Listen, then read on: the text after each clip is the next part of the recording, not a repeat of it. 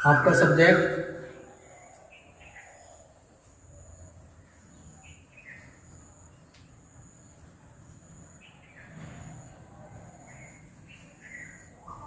Chemistry.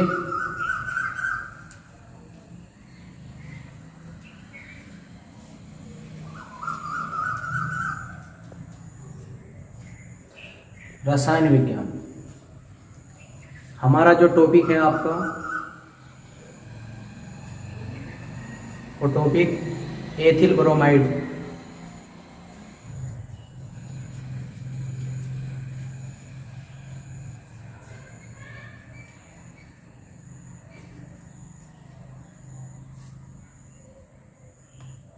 जिसका formula होता है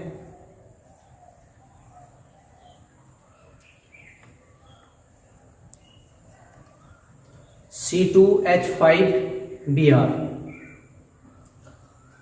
सबसे पहले ये देखते हैं कि जो आपका फॉर्मूला लिखा है उसका अणुसूत्र और संरचना सूत्र। सबसे पहले जो आपको पढ़ाया जाता है उसके बारे में आपको पूर्ण जानकारी होनी चाहिए। Ethyl bromide,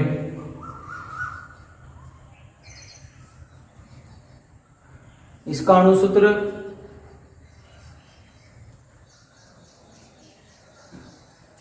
C2H5Br।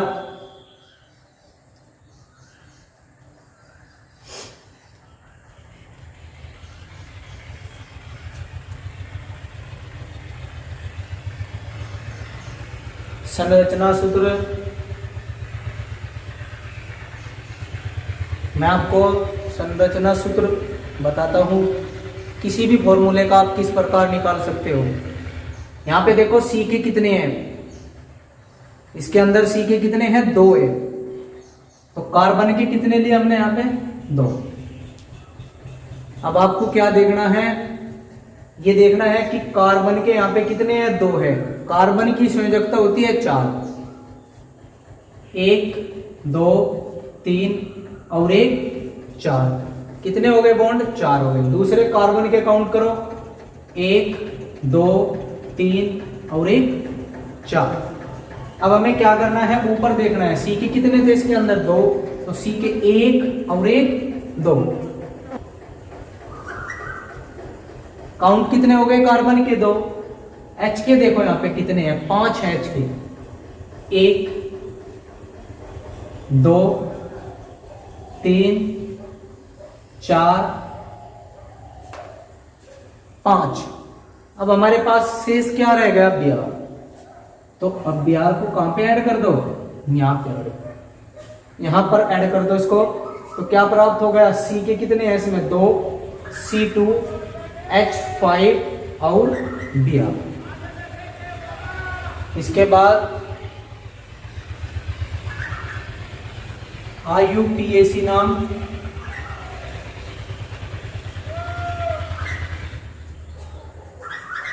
IUPAC नाम। तो इसका क्या नाम होता है IUPAC, यहाँ पे देखो कि क्या लिखा हुआ है, Br। तो उसका नाम हो जाएगा IUPAC ब्रोमो। सी के कितने हैं, 2 हैं। तो क्या नाम हो जाएगा इसका, ब्रोमो एथेन। इसका क्या नाम हो गया, IUPAC नाम हो गया। इसके बाद नेक्स्ट जो टॉपिक है आपका वो होता है विधि।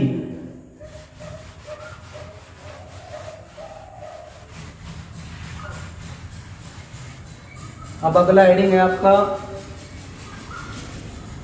कितने मिनट,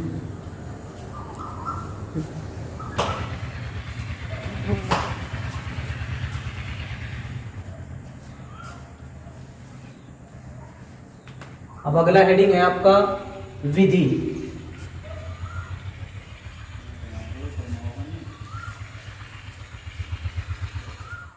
विधि में सबसे पहले हेडिंग जो होगा आपका नंबर 1,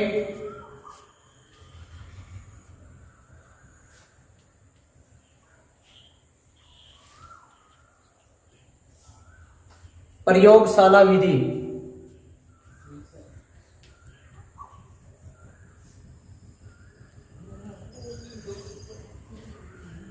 मैं आपको एक बात बता दूं, यदि कोई भी टॉपिक है आपका और यदि उसकी प्रयोगशाला विधि आपको पता है या आपको बनानी आती है तो आपका पूरा टॉपिक जो होगा वो उस प्रयोगशाला विधि के ऊपर ही निर्भर करता है। यदि आपकी प्रयोगशाला विधि गलत है तो आपका पूरा टॉपिक जो होगा वो गलत हो जाता है, और यदि आपकी प्रयोगशाला विधि सही है तो आपका पूरा टॉपिक क्या हो जाएगा, ऑटोमेटिक ही सही हो जाता है। कैसे, अब देखते हैं। सबसे पहला हेडिंग है आपका प्रयोगशाला विधि। प्रयोगशाला विधि में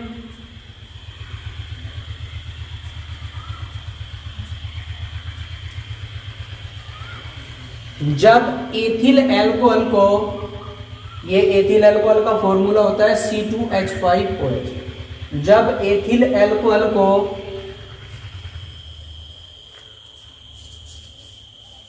पोटेशियम ब्रोमाइड, इसको बोलते हैं KBr, पोटेशियम ब्रोमाइड तथा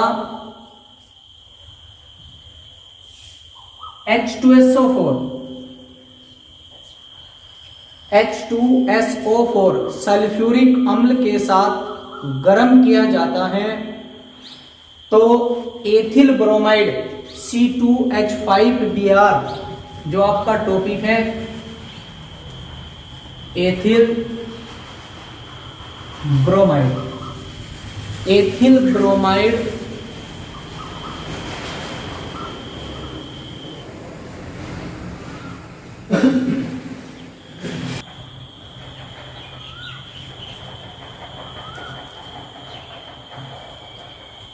C2H5Br plus KBr plus H2SO4।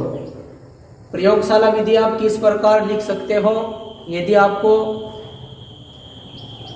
Equation के द्वारा थोड़ी लिखनी है तो यहां पे ध्यान दो। जब एथिल अल्कोहल की अभिक्रिया पोटेशियम ब्रोमाइड व सांद्र H2SO4 के साथ की जाती है तो एथिल ब्रोमाइड C2H5Br प्राप्त होता है। तो अब यहां पे ध्यान, सबसे पहले हमें क्या करना है, एथिल ब्रोमाइड बनानी है तो C2H5 और आपको क्या प्राप्त करना है, Br। तो हमें क्या बनाना था, C2H5Br, जो आपको प्राप्त हो गया C2H5Br एथिल ब्रोमाइड प्लस। अब यहां पे ध्यान देना, हमारे पास क्या शेष रह गया, अब हमारे पास K, अब यहां पे क्या लिखा है H2SO4। तो एक फॉर्मूला होता है पोटेशियम बाइसल्फेट या पोटेशियम हाइड्रोजन सल्फेट, जिसका फॉर्मूला होता है KHSO4, KHSO4 प्लस, अब यहां पे ध्यान दो क्या बच गया, अब यहां पे ध्यान दो, अब SO4 थे तो H के हमारे पास कितने थे, 2, एक यहां पे चलेगा, H के अब आपके पास शेष कितने रह गए, 1 रह गया। तो जब एक शेष रह गया इसको किसके साथ काउंट कर दो, OH के साथ काउंट कर दो, तो क्या प्राप्त हो जाता है, H2O, जल बाहर निकल जाता है।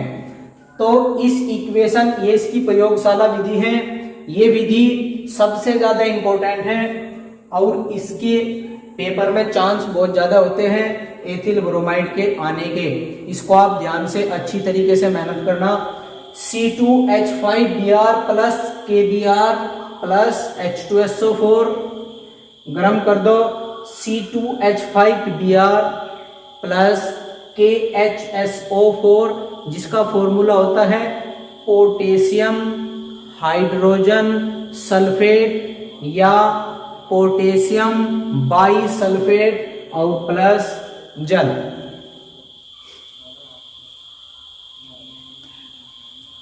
इसके बाद नंबर, ये आप ध्यान से देख लो एक बार फिर, एथिल अल्कोहल को पोटेशियम ब्रोमाइड तथा H2SO4 के साथ गर्म करने पर एथिल ब्रोमाइड प्राप्त होता है। इसके बाद नेक्स्ट,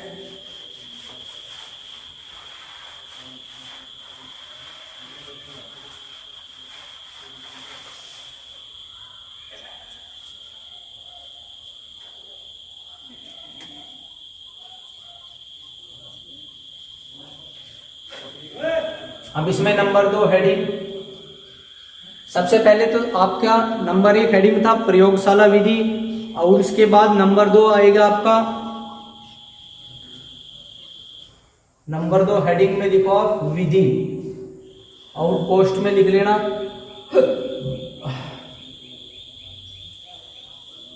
सचित्र वर्ण।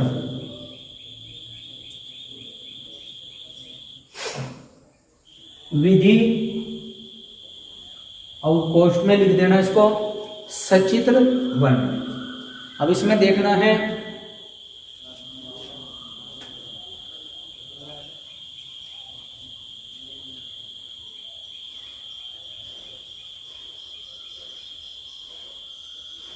ये आपका टॉपिक है विधि सचित्र वर्णन। अब इसका डायग्राम बनाएंगे हम।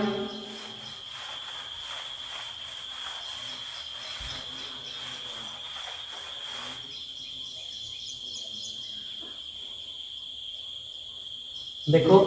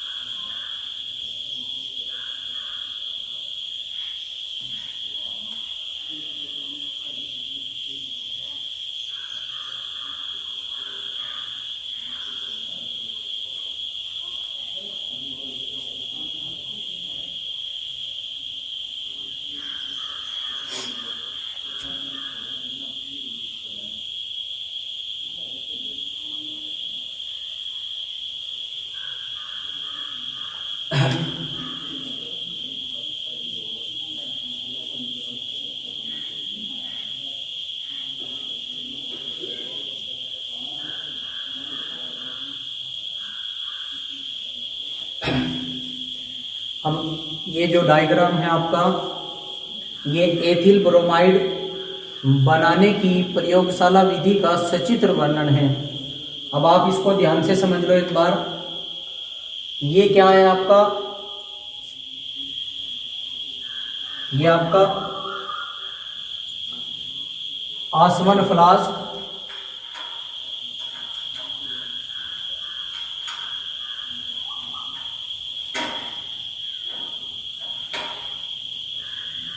और इस आसवन फ्लास्क के अंदर C2H5OH, KBr और H2SO4,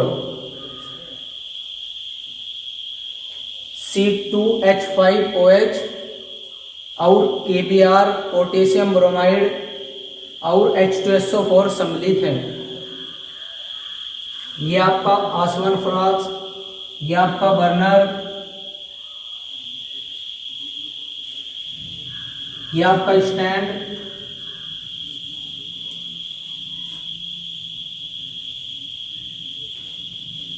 ये आपकी नली, जिसको नलिका भी बोलते हैं, ये भी आपका स्टैंड, ये आपका संघनित्र,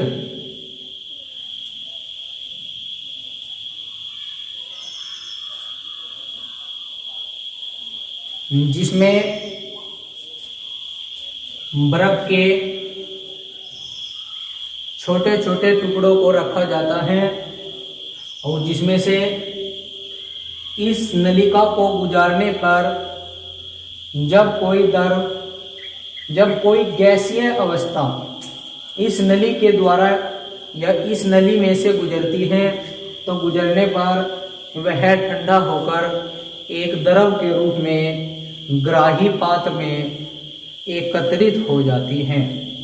और यहाँ पर इस नलिका की सहायता से C2H5Br एथिल ब्रोमाइड अशुद्धि के रूप में इस ग्राही पात्र में एकत्रित हो जाती है, जिसको कई बार आसवन विधि द्वारा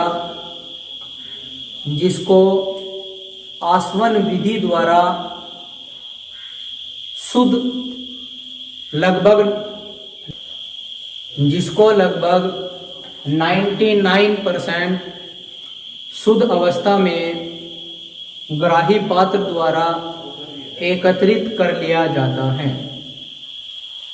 एक बार दोबारा देख लो बेटा आप, ये आपका स्टैंड हो गया, ये आपका आसवन फ्लास्क, ये आपकी नलिका, ये आपका संघनित्र, ये आपका ग्राही पात्र, और इसमें जो हमें प्राप्त करना है वो ग्राही पात्र में शुद्धि के रूप में, अशुद्धि के रूप में प्राप्त कर लिया जाता है, जिसको पुनः 1 से 2 बार आसवन करने पर शुद्ध अवस्था में प्राप्त किया जा सकता है।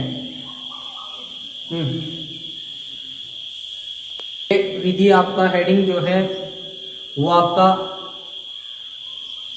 खत्म हो गया, और जो आपका अगला हेडिंग है वो आपका आता है एथिल ब्रोमाइड के भौतिक